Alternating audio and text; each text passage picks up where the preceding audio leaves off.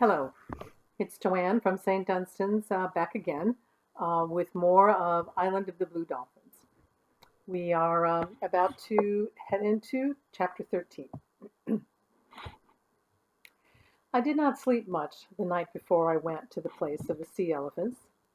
I thought again about the law that forbade women to make weapons. I wondered if my arrows would go straight, and if they did, would they pierce the animal's tough hide? What if one of the bulls turned on me? What if I were injured and then had to fight the wild dogs as I dragged myself homeward? I thought about these things most of the night, but with the sun I was up and on my way to the place where the sea elephants lived. When I reached the cliff, the animals had left the reef and gathered along the shore. Like gray boulders, the bulls sat on the pebbly slope. Below them, the cows and their babies played in the waves. Perhaps it is not right to speak of young sea elephants as babies, for they are as large as a man. But they are still babies in many ways.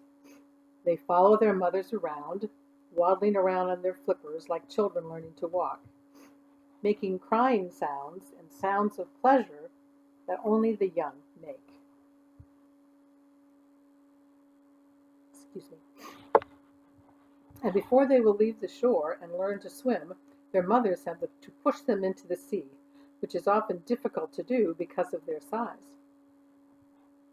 Some distance separated the bulls from each other, for they are bad-tempered, very jealous by nature, and quick to fight over anything that displeases them. There were 6 of them below me on the slope, each sitting alone like a great chief, watching his herd of cows and babies. The cow has a smooth body and a face that looks much like that of a mouse, with a sharp-pointed nose and whiskers, but the bull is different. His nose has a large hump on it, which hangs down over his mouth. His skin is rough and looks like wet earth that has dried in the sun and cracked. He is an ugly animal. From the top of the cliff, I looked down at each of the sea elephants and tried to choose the smallest of the 6. They were all the same size, save one, which was the farthest from me and partly hidden by a rock. He was about half as large as the others, a young bull. Since no cows were playing among the waves in front of him, I knew that he did not have a herd of his own, and for that reason would not be so wary or quickly angered. Quietly, I let myself down over the ledge to the cliff. To reach him, I had to pass behind the others, being careful not to alarm them. They fear nothing, and would not move if they saw me, but it was better, I thought, not to put them on their guard.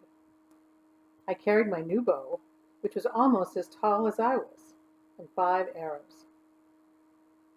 The path was rough and covered with small stones. I took pains not to send them tumbling down the slope. I was also careful not to be seen by the cows, which get alarmed easily and would have warned the rest of the herd with their cries. I crawled beneath a big rock near the young bull. I then got to my feet and fitted an arrow to the bow, although I suddenly remembered my father's warning that, because I was a woman, the bow would break. The sun was far in the west, but luckily my shadow fell away from the young bull. The distance between us was short, and his back was turned squarely toward me. Still, I did not know where to place the first arrow, whether in his shoulders or in his head. The skin of the sea elephant is rough, yet very thin, but beneath it are thick layers of fat, and though his body is large, his head is small and makes a poor target. While I stood there behind the rock, not knowing what to do, again aware of my father's warning that a bow in the hands of a woman would always break in a time of danger, the animal began to move toward the shore. At first, I thought that by some chance he had heard me. I soon saw that he was on his way toward the cows that belonged to the old bull sitting nearby. The sea elephant moves fast in spite of his size, waddling along on his great flippers, which he uses like hands. The bull was nearing the water. I let the arrow go, and it went straight. At the last instant he changed direction, and though the bow did not break, the arrow passed harmlessly to one side. I had failed to notice that the old bull was moving down the slope until I heard stones grating against each other. Quickly, he overtook his rival and with a single thrust of his shoulders overturned him. The young bull stood as high as a tall man and was twice that length, yet from the force of the blow he rolled into the water and lay there stunned. The old bull bore down upon him, swinging his head and bellowing so loud it echoed against the cliffs. The herd of cows and calves, who were lying in the waves and scratching their backs with their flippers, stopped to watch the battle. Two of the cows were in the bull's path as he waddled toward his rival, but he went over them as if they were small stones. Using his tusk-like teeth, he ripped a long gash in the young bull's side. The young bull raised himself, and as he turned, his small eyes shone fiercely red. When the old bull slashed at him again, he struck first and sunk his teeth into the other's neck. He did not let go, and the two rolled over in the waves, splashing water high into the air. The cows had scattered by now, but the other bulls still sat quietly on the slope. The two fighters paused, getting ready for a new attack. It was a good chance to send an arrow into the young bull, who lay on his back with his teeth still grasping the other's neck. But I hoped that he would win the battle, and I stood there and did not move. The old bull had many deep scars on his head and shoulders from battles he had fought before. Suddenly he lashed out with his tail, trying to loose the hold on his neck, and struck the side of a rock. With his tail against the rock, he flung his body out of the water and thus broke away. He came quickly up the slope, his great mouth open, the young bull close behind him. He came toward me, and in haste to get out of his way, not knowing whether he was bent on attacking me, I stepped back. In doing so, I tripped over a stone and fell to my knees. I felt a sharp pain in my leg, but was quickly up. By this time, the old bull had whirled around and turned upon his pursuer, so fast that the young bull was taken by surprise. Again, the young bull's flank was ripped deep, and again the force of the blow threw him backward into the water.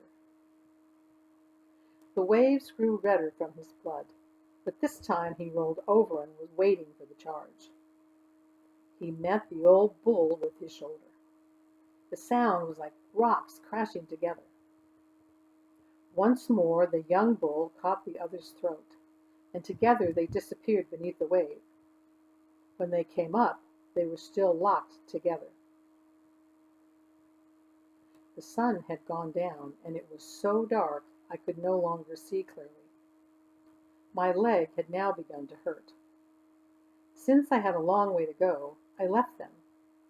I could hear their bellowing as I went up the cliff and headed. I went up the cliff and for a long time afterward. Chapter 14. My leg hurt so much by the time I had reached the house that it was hard for me to crawl under the fence and move aside the heavy rock. For 5 suns, I could not go out because my leg had swollen so badly and I had no herbs with which to treat it. I had enough food to eat, but on the 3rd day the water in the basket ran low. 2 days later the basket was empty. It was necessary then for me to go to the spring in the ravine. I started out when the sun rose. I took with me shellfish to eat, also my spear and my bow and arrows. I went very slowly, for I had to crawl on my hands and knees, carrying the food tied to my back and dragging the weapons. There was a short way to the spring, but it was over many rocks which I could not climb, so I had to take the longer way through the brush. I reached the ravine when the sun was overhead. The spring was not far off, and I rested there, though I was very thirsty, cutting a lobe from a cactus bush to chew on. While I was resting there, sucking the juice from the cactus, I saw the big gray dog, the leader of the wild pack, in the brush above me. His head was down, and he was moving slowly, sniffing the tracks I had made. He saw me soon after I saw him, and stopped.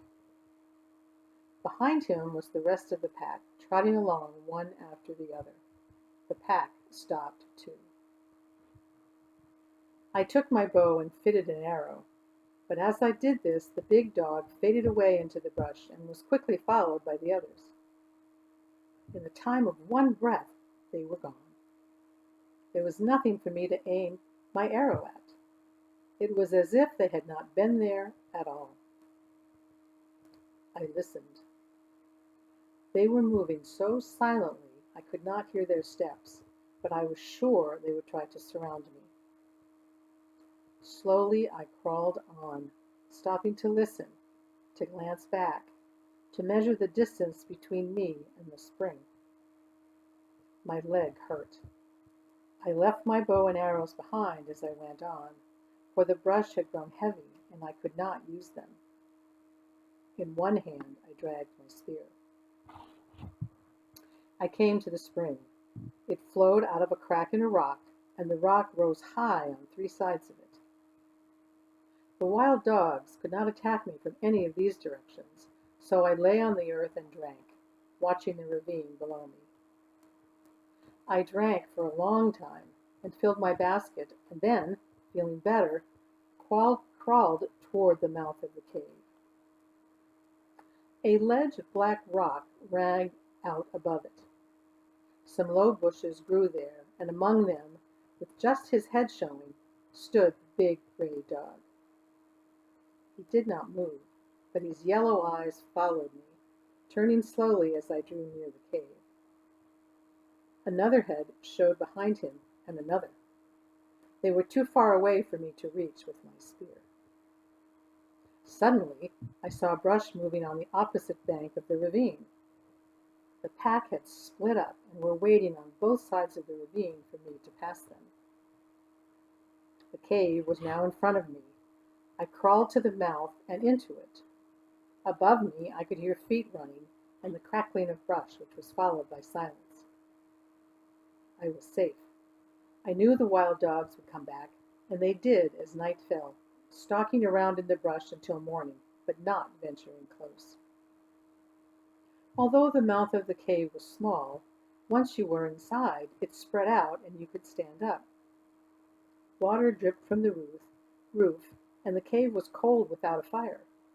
But here I stayed for 6 suns, until my leg was well, crawling out only once to fetch water from the spring. While I was living there, I decided that I would make the cave into another house, where I could stay should I again get hurt or sick. And this I did as soon as I was strong and could walk. The cave went far back into the hill, around many turns, but I needed only that part which lay near the opening and which the sun could reach during some of the day. A long time before this my ancestors had used the cave, which I did not know, and along the walls on each side they had cut figures in the stone. There were figures of pelicans floating on the water and flying, of dolphins, whales, sea elephants, gulls, ravens, dogs, and foxes. Near the opening of the cave, they had also cut 2 deep basins in the stone, which I decided to use for storing water, since they held much more than the baskets. I made shelves in the side of the rock as I had done in the other house, and gathered shellfish and seeds to store there. I also gathered herbs from the hill above the spring in case I should need them. The bow and arrows I had first made, The bow and arrows I had first made I likewise took to the cave. At the last, after I had made a good bed of seaweed and collected dry wood for my fires, I closed the opening with stones, except for a small hole at the top which I could crawl through. All of this I did, thinking of the days I had been sick and without water. It was hard work, much of it a man's work, but not until I was finished did I go back to the place where the sea elephants lived. The tide was low when I reached it. Far up on the slope lay the body of the old bull. Gulls had picked his bones clean, but I found what I had come for. Some of the teeth were as long as my hand and half its width. They were curved at the tops, and some were broken, but when I had ground the best of them down with sand, I had for my work 4 good spear points, broad at the bottom and very sharp at the ends. I made 2 more spears from these points, and at last was ready to go to the cave of the wild dogs. That was the end of chapter 14. I'll be back in a little bit to continue reading. Thanks so much. Hope everybody is well.